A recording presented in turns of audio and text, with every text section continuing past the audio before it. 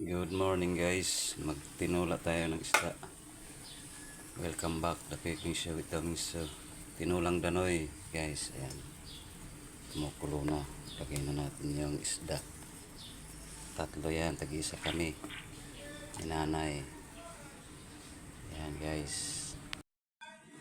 Ayan, laki natin ng dahon sibuyas. Lagyan natin ng sili tsaka sangig. Yan guys,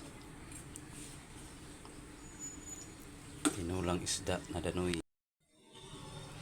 Yan guys, kumukulo na. Tinulang isda. Wow, sabaw pa lang, ulam na.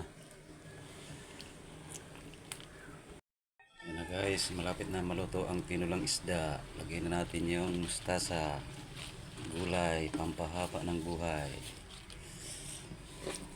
Yan na. Tama na yan.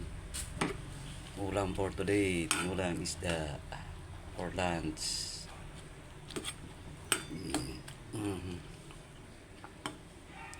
Thank you for watching.